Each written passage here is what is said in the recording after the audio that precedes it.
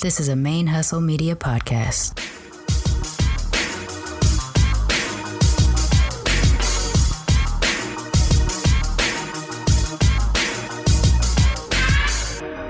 Hello and welcome to the show. My name is Jackie O and you're listening to Militantly Mixed. Yo, this is Rashani from the Single Simulcast. And when I'm not making you laugh or making up parody songs, I'm kicking back, listening to Militantly Mixed.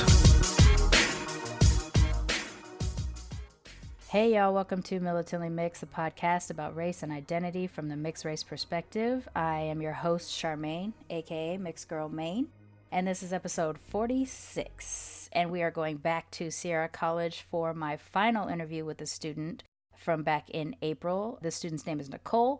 She is a trans woman of Polish, Mexican, and Spanish descent primarily. She says there's a couple other things mixed up in there. We get into talking about culture, talking about being raised with sort of a Mexican and Spanish culture at home, but in a very whitewashed area like Rockland, California.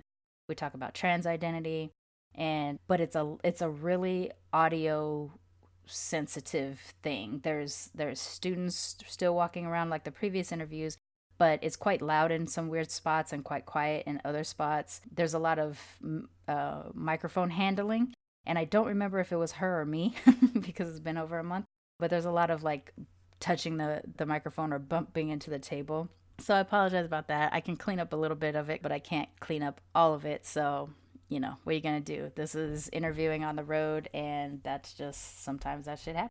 Speaking of on the road, recording on the road, we are still doing the fundraiser between now and July 5th for Militantly Mixed on the Road, trying to raise $2,500. And that is to try to get us more live and in front of an audience recordings of the show, because that was such a great experience that I had at the Lavender Library and Sierra College last month. So if you would like to contribute to that, you can go to paypal.me/militantlymixed and drop us anything from $1 to as high as anything you wish. It will help us promote and arrange for places where we can do live in front of an audience recordings of Militantly Mixed. And if you would like to sponsor us on a regular basis, on a subscription based, you can go to patreon.com/militantlymixed. Also, you can start as low as $1 to as high as anything you wish. There's different rewards levels depending on what level you sponsor at. And that sponsorship helps keep the show going. That handles our hosting fees for the audio file. Eventually, once we get a little bit more money, it'll start helping out with website hosting and all that other kind of stuff. That's where that money goes. That's what that goes to help. That helps with pretty much the production of the show. Whereas the fundraisers help with different elements of the show. We did a fundraiser before to improve some equipment, which did help. And that was last year. This year, we're doing the Militantly Mixed on the road between now and our first anniversary date of July 5th. So that's what we got going on in terms of sponsorship. Don't forget to follow us on Twitter, Instagram, and Facebook at Militantly Mixed. And you can also send me emails at charmaine@militantlymixed.com. That's S as in Sam, HAR, M as in Mary, A, N as in Nancy, E at militantlymixed.com. And off the back of that, I just want to say a friend of mine suggested that I do a Who is Charmaine kind of episode of Militantly Mixed, and I don't really know what y'all would want to know about me that I haven't already dropped in different episodes, but I guess usually it's because I'll say something that's off the back of something someone else has said, and I guess sometimes there's a lot of repeat stories because I'm speaking to a guest for the first time and they'll tell me a story that is similar to an experience that I have, and then I'm like, oh yeah, that happened to me. So you've heard some things about me multiple times, but they were suggesting it's just like a get to know your host thing, and I think it's a good idea. I like it on the shows that I listen to, so maybe. It is weird though when you're the person that you're sitting there like, yeah, you must want to know things about me and whatever. So rather than try to guess at what y'all would want to know about me, I am opening up a hashtag Ask Mixed Girl Maine, MANE. If you are on Twitter, Instagram, or Facebook and you hashtag Ask Mixed Girl Maine, I will collect those and answer those questions on an episode, or you can send me an email again, charmaine@militantlymixed.com, or slide into the DMs on the Twitter, Instagram, and Facebook pages, whichever you prefer.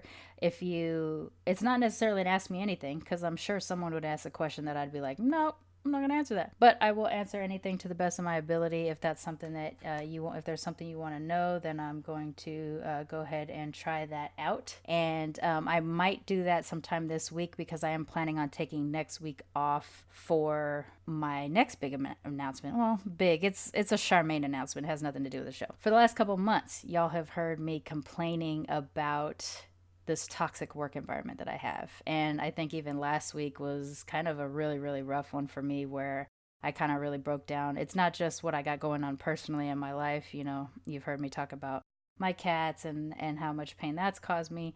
But, you know, life is difficult. Sometimes marriage is tough. Sometimes, you know, friendship relationships are tough. Sometimes finances get in the way of happiness, things like that. So it's been particularly a really rough year. But then on top of it, I've worked in this terribly dramatic work environment, which I'm just miserable at, and it's starting to impact me personally. So about a month ago, I started in earnest to look for a new position, even though I've only been here for 7 months at this place that I'm at now. And if I was in my 20s, I probably would have stuck it out and just been like, you know, you're lucky you have a job, just get through it. But I'm 41 AF, and I have mental health issues, depression and anxiety, and I cannot keep putting myself in positions where I'm allowing my work environment to be so toxic that it impacts me on a personal level too. So I am done. I got a job offer and I will be starting my new job on May 29th. I will be ending this toxic job on May 28th. But yeah, I'm out. I'm not going to give a full 2 weeks notice because as a former HR manager, I can tell you a 2 weeks notice is only there to serve the employer, not the employed. And it actually can impact you personally in a negative way, but it's not so, you know, you should be able to just walk out if you're not happy or if you got something else going on. At will employment allows for an employer to let you go without notice. It allows for you to let yourself go without notice. But they always try to say that, you know, it's bad for you if you don't put in notice. And it's not supposed to be. But this is another thing where something is created for the sake of an employer and not the employee. And so I'm not going to allow myself to be stuck in that. I am going to give a week just because there's a few things I should wrap up for the sake of some of my coworkers I do get along with. But beyond that, I'm not going to give them anything more. And then I'm starting my new job the next day. I'm not messing around. So I will end this month employed by somebody else and hopefully will be a lot happier. Yeah, so I told you all that just to say I am going to be taking next week off in terms of editing and all that other kind of stuff because it's going to be such a hectic week. I'm anticipating. Next weekend, I am taking a trip to Phoenix for a Play Cousin reunion, basically celebrating the birthday and graduation of one of my close friends' kids and meeting up with a bunch of friends and family there. So I'm not going to be able to do my normal routine of producing the shows for Black Radical Queer and Militantly Mixed next weekend. So I'm going to try to get everything that I need to get done for next week this week. And because I'm going to be transitioning out of one role and transitioning into a new role, I want to be able to just kind of focus in that area, you know, try to have some good energy for my new job and everything like that. So I'm going to take next week off in terms of podcast related stuff, but then I will jump back in and be back to normal for June 4th, I think is the first Tuesday of June. So yeah, that's what we got going on. So if you all do participate in the hashtag AskMixedGirlMaine thing, I will record that before I go on my trip and get that episode up next week. And if not, if no one participates in it because, you know, we have a very small social media following, then I'll just record a little bit of mini-sode thing and get that up there for y'all. So there won't be a super duper big gap, but yeah, whatever. Life happens. Life gets in the way. Anyways, good things coming down the pipe. I finally caught up in all those banked episodes that I had been talking about for the earlier part of the year. I'm finally gotten through those. You have heard most of those interviews at this point. There's only a couple left. And then, so now I'm looking for new folks to talk to. So if you're listening to the show and you want to share your story, please email me at charmaine@militantlymixed.com. S as in Sam, H-A-R, M as in Mary, A-N-E, at militantlymixed.com. Let me know you want to participate and I will get you on the show. Yeah, that sounds good. I think we're good. Let's go on. Let's go ahead and jump on over to my interview with Nicole at Zero College.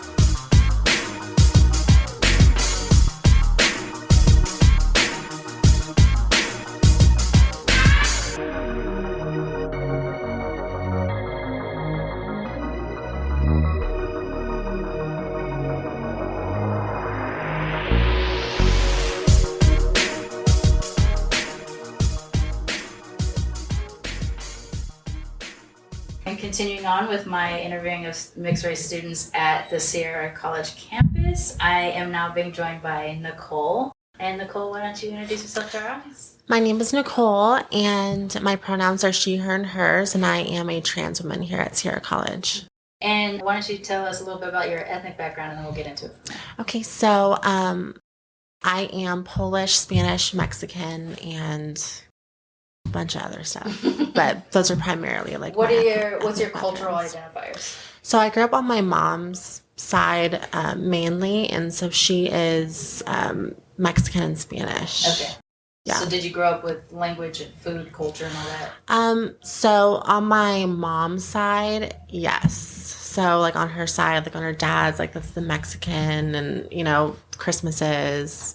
So culturally, like, yes. However, you know, being in Rockland, you know, it's whitewashed. It's pretty whitewashed. I mean, my family's in the Bay Area. So like, I feel like in a way, even though I grew up, you know, holidays and like families, you know, celebrating like that Mexican culture and just that type of being, you know, I feel like it's a little watered down by being in Rockland and being like separated in a way, but you know, it's who I am. And so for the Caucasian side is your father's side, yes. And culturally they didn't. So culturally, like white Americans they are Polish? white Americans. Okay. Yes, for sure, definitely more like Americanized, you know. So when you think about yourself in terms of, so for me, the way I describe myself on my show is that I'm very hierarchical in my identity, and that first everything starts with my ethnic groups and then filters into my sexuality and my then my belief system, and then my womanness is at the end. And I don't know why everything happens before I think about it and from my perspective as a woman, but that's just my thing. I'm a yellow presenting Black woman who happens to be bisexual and polyamorous, who is also an atheist, and a woman at the end of that. Mm-hmm. In terms of like when you think about who you are, what is your identity? What's your first identity?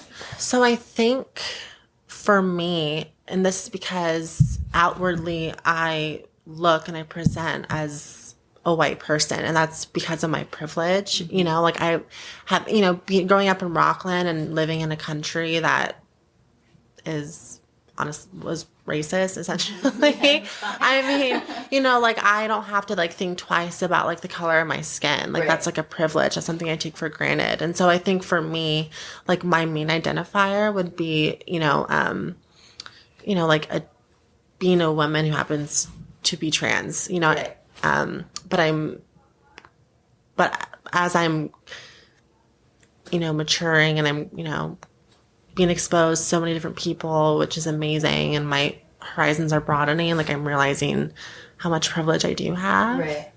You know, I don't have to what about your think mom? Does twice she about present it. Mexican in appearance or Latin So she is, I would say, like a light-skinned, you know, Latinx, or, you know, I'm sorry. I heard like Latinx, but I say Latina. So you say it how you say okay, it. So I'm a person who thinks like yes, there are things that we. Yeah. Okay. There are things that we need to grant white people permission and how they say it, and then there's the way we say it, the way we say it about ourselves. So I'm Black. I'm not African American. Okay. I'm Black. That's it. Okay. And that's because I have issues about how long of separation between me and Africa. Mm-hmm. Whereas white people will tell me that I'm African American, and then I have to correct them. For me. So if you are a Latina and not a Latinx, then you are a Latina on this show. So for my mom, like she definitely like has more, she's lighter skinned. So I feel like she got more of like the Spanish like characteristic in a way. Whereas like my aunts, like her sisters, like they like look a lot more, they have like darker skin. They're beautiful. They're like more tan. Like Aztec yes. In there. Yes. Do you know that about that side of the family? Like what possibly are the mixes on the... Yeah, so I did like Ancestry, and so like our because it's listed under like, you know, like Native American, and then it's, I don't know like how to pronounce it, but it's like Taíno? It's like in northern Mexico. Oh, okay. It starts with a T. I know what it is. I have it on my phone. But but I do know like where like we come from, like in our heritage, but you know, but culturally regular ass Mexican. There you go. Sure. Yeah. And then, so as you're maneuvering in sort of a light skin presenting or even white passing is one of the terms too that we discuss on this show. How do you need to be seen? Like, if someone comes up to you, what do you want them to see? I think, obviously we put so much emphasis on like our outward appearances. You know, it's like our value, I feel like, is baked in that. So like for me, what I want someone to see when they look at me is just kind of the way I treat people, like who I am on the inside. I mean, I feel like that's what matters the most. Does that answer your question? It's fine. Like I like to get to the heart of someone's identity. Like for me, a strong, you know what it is? A strong bitch. A strong bitch. Okay. I want them to see a strong bitch. Yes, who takes no shit or no prisoners. So that's me. Like as a yellow presenting black woman, is really kind of my thing. Is that when black people see me without me having to produce my credentials, they just tell by looking at me. I feel validated, I feel seen. And because you can't help that, unfortunately, that's part of your self-esteem is rooted in how people think of you or something. So when a black person sees me and they're just like, hey little sis, I'm like, good, that's what I needed for today. I can go on, live my life, my black ass life now. Whereas like if a white person sees me, I know they have 11 billion questions before they get down to what I actually am for them, for like their comfort or whatever. And so for me, sort of my view of myself is that I am like a yellow presenting black woman and then all my stuff follows after that. And in your case, as a mixed race woman who is also white presenting, do you feel like you need people to see like your Mexican heritage in you, or that you can walk into a Mexican space and not have to produce credentials? So it's interesting you bring that up because at such a young age, like when I was younger, because I was immersed on that side of the family and just that's the way I grew up. It wasn't even a question, but because I looked, obviously, because I'm very pale, I'm very white. Like when I would like go to school or I would like meet new people, I'd be like, you guys, I'm Mexican, and I'm proud of that. Like I'm proud of my heritage and like where I come from and my family, and so. But people would be like, no, you're not. Well, you don't look a certain way. And, so like, it doesn't matter so much. And I know you were discussing, validation. So I don't need a validation from anybody. Like I only need validation within myself. And that's something that I've learned, especially being someone who is mixed race. And I feel like sometimes I do feel weird saying that because your presentation? Because of my presentation. But it is who I am. But it's who I am. It is who you are. Culturally, I'm extremely mixed and I have different sides of my family who are from different places and different beliefs. But I this is one of those things that kind of breaks my heart about doing this show, which I didn't know was a thing because, and I said with a guest earlier that who was also white presenting, that I made the mistake early on of disregarding the white passing mixed race person's experience because just like everybody within, a moment of ignorance before you learn things, you're like, well, you could just walk around being white, so who cares? And not even thinking about you wanting to be realized or seen as a person of whatever cultures you come from. And so once I started to get that, that reframes everything for me. I'm like, oh, you're just as hungry for immersion in the culture as I am. It's just like for me, I wish I presented darker so that I wouldn't have to explain to people why I still identify as a black woman even though I present yellow, Well, because in our society we have like these fixed ideas of like, if you're this, well then you should look like this. Like we want to like fit everyone in a box, if that, and so it's like, but like everything is nuanced. I mean, like everything is in the middle. Right. I mean, no one is like one thing or the other. Like we're a combination. It's. So I think that's a thing. Like I think what breaks my heart the most in terms of talking to white presenting or white passing mixed folks is that thing of I don't know if I can speak. I don't know if I can have a seat at the table. I don't know if it's my place. And I want to say yes, it absolutely is. But I understand that there are complications with privilege because even I have a certain light skin privilege, even though I don't present white, than like my darker skin counterparts are going to experience. I can talk my way out of a ticket or I can know that this police exchange, even though I'm afraid of the police, is not going to necessarily end in my death. Whereas some of my cousins may not even have that privilege, right? Even if they're lighter skinned, but they're just not as light as I am. And so I want to say, yes, we absolutely, all of us, as part of the experience, which is what the show is about, is to bring all of us to the table, even if we have to drag our own chair and elbow people until they scooch over. Yeah. But I think we also have a certain place in which we can't speak on behalf of everybody.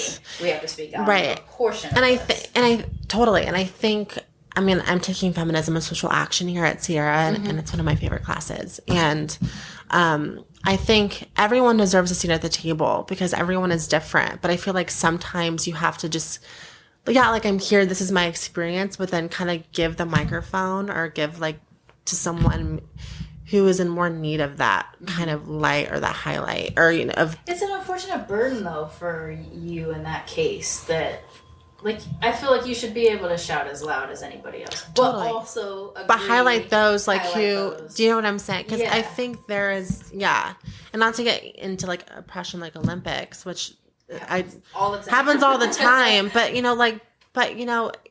especially being a white presenting trans woman who is middle class, who grew up in Rockland. I am extremely blessed, but there are other trans women who come from different walks of life and who aren't white or or other or other ethnicities or what have you, and when you add race on being trans and a woman, I mean, that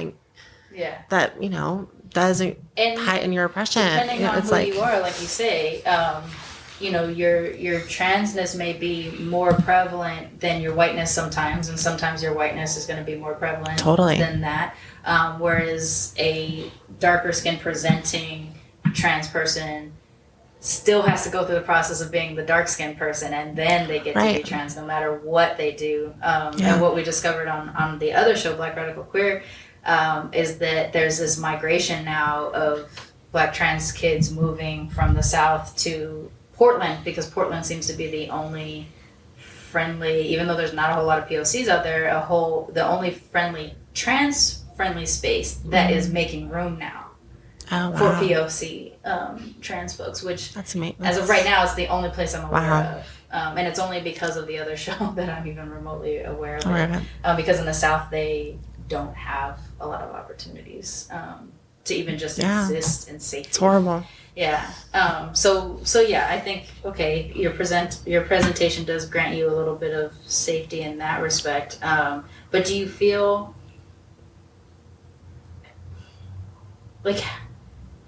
how do you maneuver within your safe spaces, just as you as a whole package? Maneuver. So, being at Sierra College, for instance, I mean, the faculty here is amazing. I'm a part of the Rainbow Alliance, the Feminism and Social Action Club.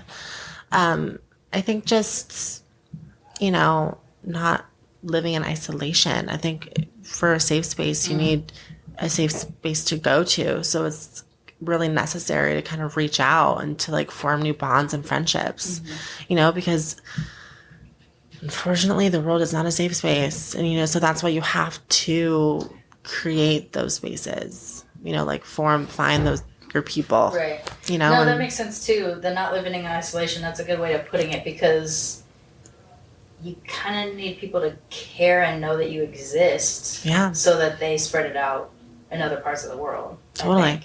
I think that's a good way of putting it. Yeah. Do you, what is your student experience like? Do you get to be a mixed race woman who happens to be trans? Or well, I mean, because internally, I know who I am. I'm not just one thing or the other. I'm a mix of things. But on my day-to-day life, I have, I'm not looked at twice and what is she? When it comes to race. Right.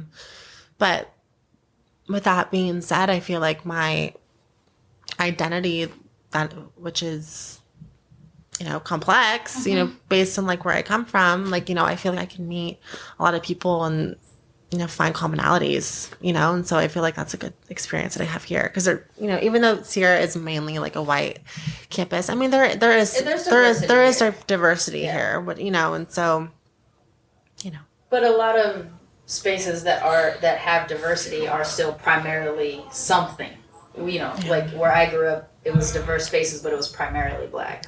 Here it's primarily white. Yeah. And which is what was interesting about the first interview that I did today is that we both have been students at this school, and she viewed this as a super diverse space because she grew up primarily around white people, and I viewed it as it's not a mostly white space because I grew up around Black people. Right. And it was just like it threw me for a second because it just shows you how experience can shape what a space your is like.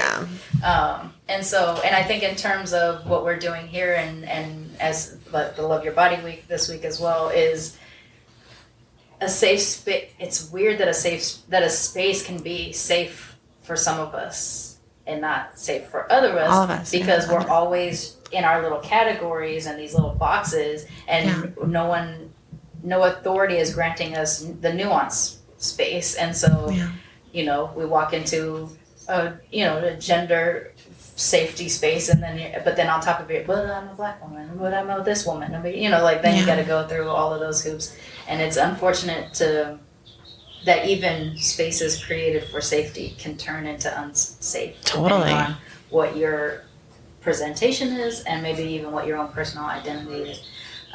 What do you feel is your biggest thing? Like when it comes to your identity, like what do you feel is the thing that you need to fight hardest for, or I guess I'm not assuming activism, but I think like living our lives as queer people is just radical in itself. So I definitely am involved in activism, and that's something that like I really just I've been inspired to get into activism these past couple of years, but with like work and everything, I've just had other priorities. But now being a full-time college student, just getting really involved with campus events and getting involved with like clubs and going to like conferences. I just went to the Cal State East Bay Queer Conference a month ago, which was amazing, so much fun. And so with that being said, my activism has really kind of focused on LGBTQ plus and queer and transgender rights. I think for me, like that's my biggest kind of focus, I suppose, and women's rights. And with that being said, there's so many intersectionality, and identities within those categories. So I'm not just, for me, like I'm not only concerned with like the white trans women. Right. It's like I care, it's all of us should be lifted up, not just a portion of us, not just my own experience, because I'm not the only trans woman to have an experience, right? And it's so weird too that we think we have to like this one's just a POC activism space, so this one is just a queer activism space. Because there's so much nuance between everything. Yes. Where's your tribe? My tribe. Well, I have a lot of cool people. Rose is my tribe. I mean, I met a lot of friends in like Rainbow Alliance and like feminism and social action. And I think the tribe that I made here is a result of me just being who I am. Even just, I'm very like, I'm out and open, and I'm vocal in my classes. I'm outwardly trans. Yeah. And so I think when sometimes I understand when people like aren't exactly, they don't feel comfortable to do that for safety reasons, and which I completely understand. I'm at a point in my life where like I've evolved past that, like for me. Yeah.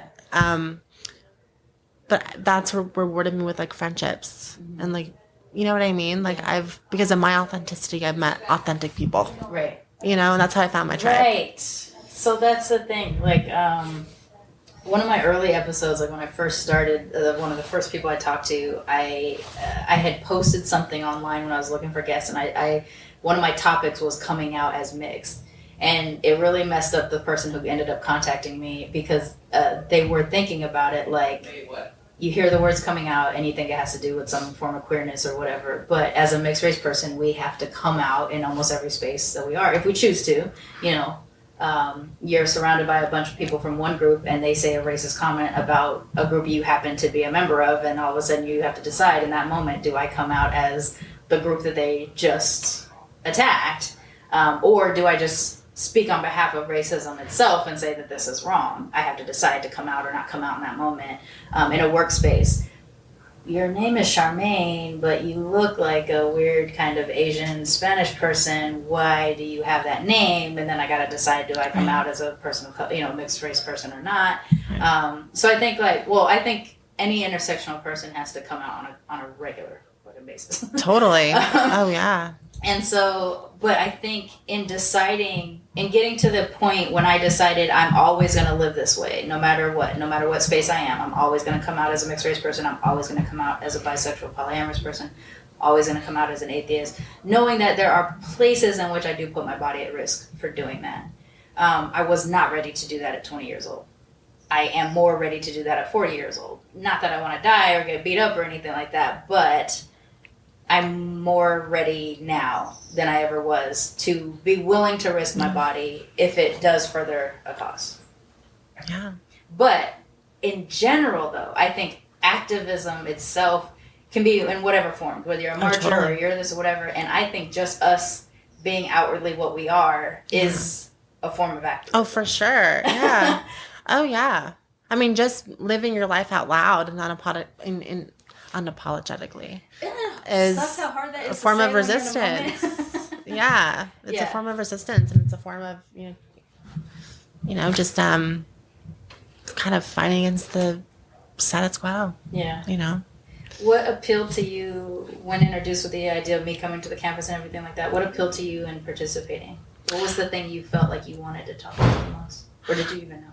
So I found out yesterday from Tamal, who is amazing. And I was just like, oh, that sounds like so cool. Because, listening to other people and, their experiences and like your experiences, it just, because, I'm still learning too. It's like we can learn from each other. So I think that's how you kind of progress. I don't know. Do you get to talk about this stuff with other people? I guess primarily on the race side. Yeah, especially in my feminism and social action class. I mean, there's like a wide range of diversity in there. And so we do have these conversations. But like I said, I think this would have been a really good opportunity for me to kind of share my story and then learn from other people, I think. So you talked about the passing the mic sometimes, but do you feel an obligation to defer to people that do present more brown than you? Totally. You do? Yeah. What makes you feel that way? Because, we were just having this conversation in my class this past week. Well, because I think, oppression is oppression, and it all stems from one place. But depending on who you are and how you present and who you love or what you believe in, or it's, the cards can continually be stacked against you. Do you know what I mean? So it's I recognize, even though I,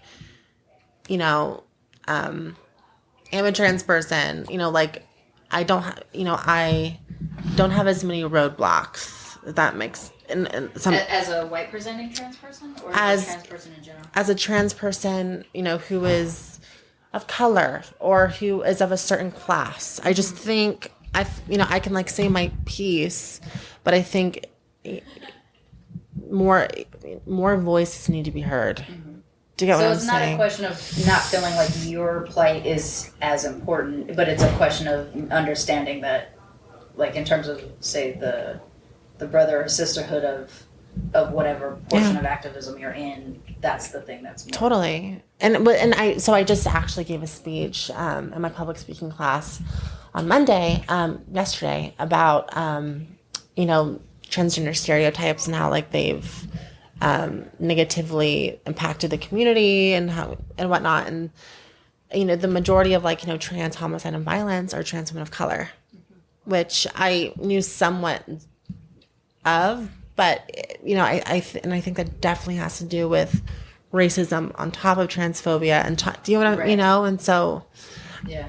I think it's a really scary time, I think, in terms of and being, you know, from the outside of of that community, but also feeling actually a part of it in a strange kind of way where, you know, there's that bond of seeing oppression at any cost or seeing oppression and then wanting to fight it at any cost, and then seeing that there is a particular group of people that are more impacted. Totally. And, you know, in particular right now, it does seem to be Black trans women that are dying at insane rates. And there's a sense sometimes just feeling so lost. And also, do I have a space as I don't even really like the word ally, but I don't know what else to say. But as a person who is also within a marginalized and oppressed group, seeing oppression in another group and being like, what the fuck? No, I need to jump in. Yeah. And wondering, like, how much space do I have to make that jump or to insert myself into those moments? I think it's a credit to you that you do feel like, yes, let me share my story, but also let somebody else share their story. I think that's a good thing, and maybe it doesn't always happen, but it could also be because but it should. You're more nuanced of a person, you know, being from a mixed race environment as well. Yeah. Do you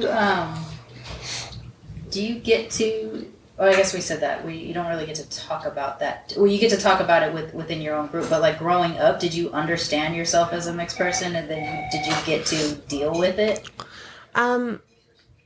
Yeah, and so because, like I said, you know, with my mom's side of my family, you know, it was never a question. Like, yeah, like you're, you know, Mexican, you're Spanish, and this, you know, whatever. And so were owned by the Spanish side, not necessarily where they were like, yeah, you're pale, but you're also Mexican. Yeah. Well, you know, I was the güera. I was, you know, the little white, yes, the güera, you know. And so, but, you know, I was embraced, but it wasn't until, like, you know, getting into like the school system and where you kind of have your first steps into like the real world of like what people are and what they should be, you know, did it start to kind of negatively like affect me. And like, then I started to feel like those social pressures of like, well, is this who I am? Like, should I be this person? But, you know, having a mom who has that mixed race background and who also is lesbian, who is gay, you know, like we're just a big kind of. So you grew up in probably the healthiest environment for someone who was going to realize a different life. I've been very lucky. Right. Yeah, that's actually pretty amazing. Because that's one of the things that comes up often is that as mixed kids, our parents don't usually prepare. And like I had mixed parents, but both of my parents are half white, and then my dad's half Black and my mom's half Japanese. And yet they didn't have a language to explain to me what was specific to our experience as mixed people. They could talk about racism. You know, when the first time I get told by a white girl I can't hang out with her anymore because I have a Black dad, my mom was able to explain to me that kind of racism, so I understood racism. But I didn't understand my nuance as a mixed person until probably high school. And then even then, I go through 40,000 identities until I get to that comfortable space of where, like, this is how I identify now, and I'm comfortable with it. And, you know, no one's going to be able to put their influence on the way that I choose to identify. And one of my battles right now is getting used to using the term queer, because when I was growing up, queer was a bad word. Right. And so now that it's being embraced by the community, I'm having to adapt. Yeah. And that is a way in which other outwardness is affecting my identity, and like trying to speak the language of people I'm talking with. I'm like, okay, are you, like, what's your pronouns, and do you identify as queer? Or like Johnny Terry, yes. He married me. I know him from way, way back. He was the first person who I had a conversation with when I was dealing with trying to figure out if I could handle queer, because he's older than me. So I'm like, how did you transition from hearing queer as a bad word to understanding it as part of the culture, and then now being able to use it comfortably? And so like he helped me get to that point. And so not having anything like that on the mixed side, though, I guess is part of why I do the show, is wanting to get with people and try to figure out, well, first, what do we even want to call ourselves? Yeah. And then as a community, how do we enrich each other, even if we don't come from the exact same background? Yeah. And still feel like a solid community, which I think the queer community does do well, depending on certain spaces, is that you can be LGBTQ+, and we're all in this thing. But we don't have that necessarily on the mixed race side or even race in general. Right. Well, even within the LGBTQ plus, community, there is racism and there's classes for sure. And so, there's pockets of you're not a part of this fight or something like that. There is some of that, but I think in general or in the mainstream, they were able to. It wasn't just the gay man fight or then the lesbian woman fight, and then maybe sometimes there's room for bisexual. I definitely feel some alienation as a bisexual. Oh, for sure. Oh, for sure. But at least on the mainstream, they were able to get together. There's no version of that on the mainstream of mixedness or any racial group where it's like, hey, Black people experience this oppression and Latin folks experience this oppression. Let's band together. Yeah. We don't have that. And so I feel like as a mixed race person, maybe that is a thing that I'm supposed to be a part of, is trying to figure out how to bridge that gap between us, because we are nuanced and we have all these different cultural backgrounds that bring us together. And so what I discovered through my show is that I have far more in common with someone else who grew up in a mixed race environment than I do with a monoracial person from my own cultures, because they're never going to know what it's like to be not enough of. Yeah. Right? Whereas we might have had an experience where someone told me I'm not Black enough or Asian enough, and you're not Mexican enough. No one ever says you're not white enough, because they just disregard that you're even a little bit white. Right. So I think that's part of kind of why I do this show. In terms of your identity, though, are you trying to or wanting to represent as a POC woman who happens to be trans, or are you just like whatever? Like this is just me, and this is just me. Yeah, because I think, it's just me. You know what but I think that is because. But I think that's because of so far, like, my experience on a day-to-day, I'm not looked at weird. Do you know what I mean? Right. For being like, well, what are you? But if you move to a different community, you probably so because of like where I'm at now, it's not an issue. Right. But if I were to, you get what I'm saying? Kind of like what you were saying with about like how, like, based on where you grow up, like what you see is diverse. Like, I'm sure if I move, you know what I mean? Right. If when I move somewhere, like, and it's different, like, then for sure. Then we'll have to talk again. Well, I might be moving to San Francisco, so you have it's a little bit more diverse there, maybe a little bit. I don't know. Depending on what side of the town you end up in. So you might get a little bit of that. It's different than Rockland, that's for sure. That's for sure. There you go. But I think also, I don't know, there's a lot of spaces in which we perceive as safe spaces for us because there's a huge community out there, and then we get there and we find out there's a little bit different. So it'd be interesting to find out later on, like, what that ends up being for you. Yeah. What are you looking forward to in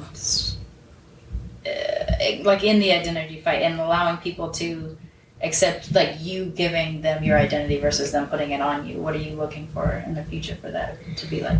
So me, like, outwardly identifying as, like, just, I think just doing that and just being your authentic self, I think, people might not understand, but I feel like it does, like, propel change in a way. Like, if you're just, like, unapologetically yourself and you're just, this is me, I'm sticking to my guns, like, that's that. Then maybe, that can change minds and, like, perspectives, and, and someone especially who, like, grew up thinking of, in terms of, like, box categorizations of, because I feel like putting ourselves in categories or saying we're one thing or the other is a disservice. Yeah. I don't know. I just think just owning your identity for who you are.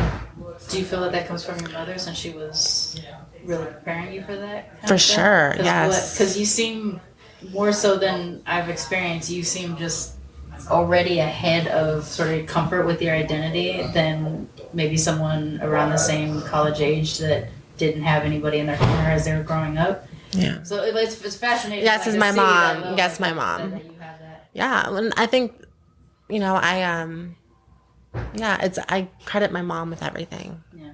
And then I think also in turn, like, I taught my mom a lot.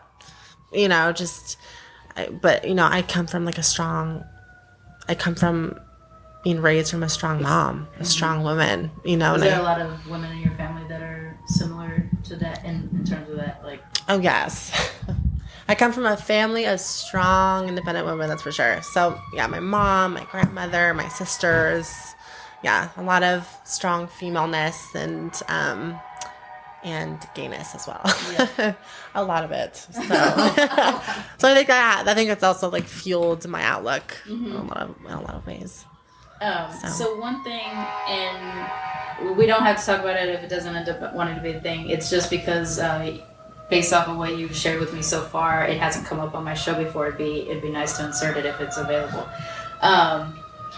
A lot of people make mistakes of joining. So I'm a bisexual polyamorous person. I consider that a hyphenate. Like that my sexuality is bisexual. My lifestyle is polyamorous. And I'm always having to explain to people how gayness is not a lifestyle. But I think trans people are experiencing that as well. Where people are making the assumption that it's a lifestyle that you're choosing versus what is actually happening within your body and everything like that.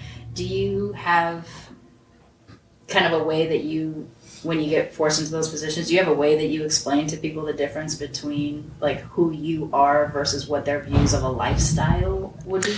Well, I think a lot of the times the reason why people have the assumption that it's a lifestyle, it's because of like what they're taught and what is reinforced in like our media. Right. Do you know what I mean? Yeah. So it's like when they think of a lifestyle of a trans person, they're thinking of like what they witnessed on Jerry Springer. I don't know. Like, just for example, like, like those reinforcement, like those stereotypes on the trans community. And so what they're neglecting to understand is that being trans is who we are. Who you are. It's who I am. Like, I can't change that, and so I'm not just one day like choosing it. Like, it's something that I've had to come to terms with for a very long time. And it's only one aspect of my identity. It's not a lifestyle. Yeah. So I try to correct them as respectfully as I can if they're respectful. And then sometimes you can't. You just have to be like, flip them the bird and be like, you'll never get I'm not interested. Yeah. Like, and just, defending myself to you, because if they're gonna have that negative attitude. That's actually a good point. And I was trying to get to it earlier with another guest where it was that idea of sometimes you defend yourself and say what you are, and sometimes you're like, it's none of your business and I'm not gonna defend myself, because that person is not gonna, no amount of explanation is gonna help that person. But there's people that are on the cusp of they're just ignorant right now. And if we give them information, maybe we can help. And it's like, we're not paid for it. It's not our job to be educators in this moment, but as a representative of those communities, sometimes you do have to step in. And it's sometimes unfair, because so unfair. It is very unfair because I don't, it's like, listen, we live in 2019. Everyone has it. Well, I mean, those who, are privileged enough and who can have a phone, and, I mean, we have like all knowledge at our fingertips. It's like, you know what I mean? So it's like, you can figure it out for yourself. You can do your research. You can figure it out what or who someone is, like whatever. But, and so sometimes I do get like a little tired trying to like educate myself to someone. And I think also, but it's necessary. And I think, if I can share my truth and change one heart, well then why not? Yeah. But I think also too, like someone's assertion of like, well, who are you? Like, what is going on? Yeah. It's also, I think, a sign of someone's like entitlement, because they think they're like above you, like in a way. Like they think that they're entitled to like give their opinion on you, and then like we have to justify our existence to them. Yeah. And I'm like, no. Yeah. So it just depends on like those, like their delivery, their approach. What you read on the situation. Yeah. And stuff. Yeah. I feel that a lot too. There's times when I'm just like, I'm out here all the way out, and here's my thing, and you're gonna listen to me. And there's times when you just get that little dose of ignorance that you're just like, oh, I have to decide. Yeah. Am I gonna educate right now and take an opportunity that could potentially shift someone's opinion? Or and then deal with the taxingness on my own body and my own spirit and having to do that, or do I just let it slide and know that and just assume that person's never gonna get there? And sometimes I guess I think my intention is always to try to educate until a point, and then, or if they're coming at me with like all kinds of ignorance, I let them jump through hoops. Where are you from? California. No, where are you really from? Long Beach. No, but where are you from? I don't know what you're asking. What's your nationality? Oh, I'm American. Totally. Like yes. Yes. So I make them do it until I know that after 20 questions, they still cannot figure out how to ask the question that they want to ask. And then I'm like, I can decide in that moment, depending on how they've come at me, am I going to say, are you trying to ask me what race I am or ethnicity, or are you trying to ask me, like, what are you trying to ask me, so that they get there, and then I can decide to tell them or not. That's funny. I think it's okay. There you go. It's a part of activism. It's okay to make people jump through hoops. I think so at too. the end they learn, because you're kind of pointing out how stupid stupid the activity is, right? Or the assumption to ask those types of things.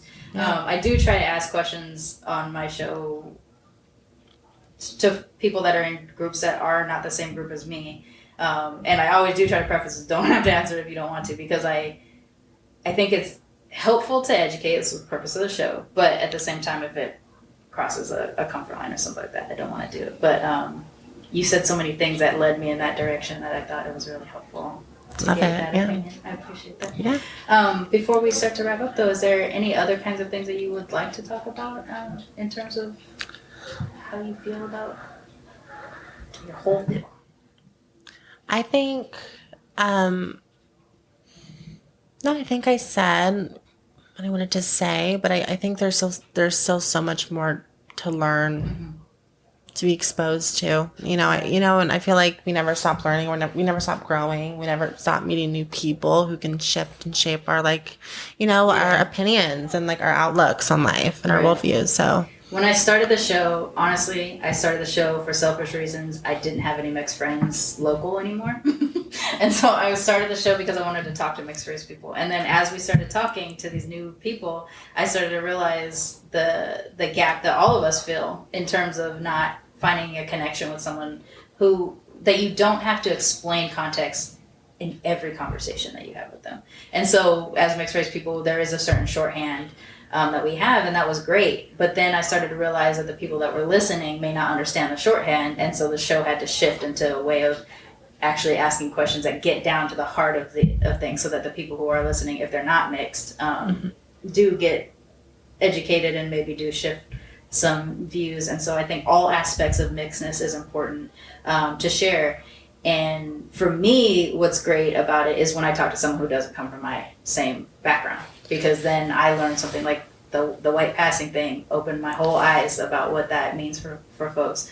One thing that hasn't come up on the show as often as I would like, because I am a mixed race queer person, is how we are queer in the world, because there aren't a whole lot of POC created pro POC LGBT spaces, LGBT plus spaces.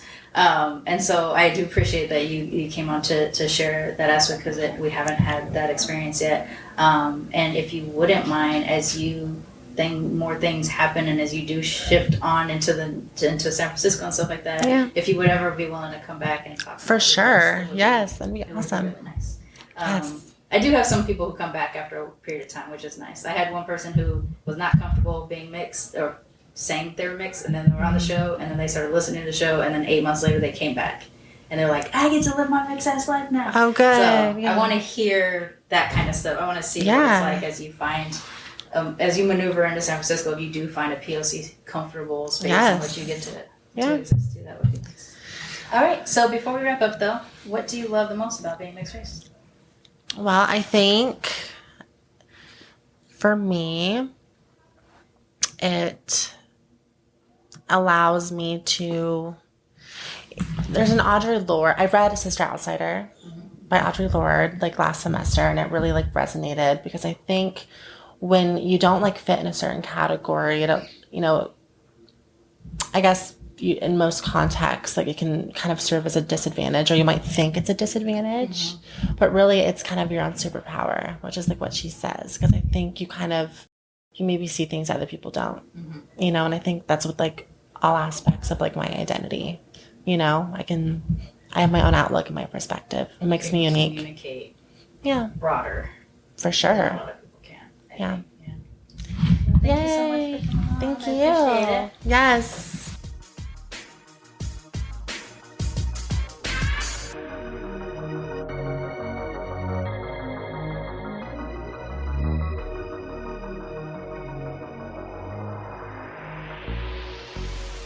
Militantly Mixed is a ManeHustle Media podcast, produced and hosted by me, Charmaine Johnson. Music is by David Bogan, The One. And if you like what you heard on Militantly Mixed, please subscribe, rate, and review on iTunes and wherever you find your podcasts.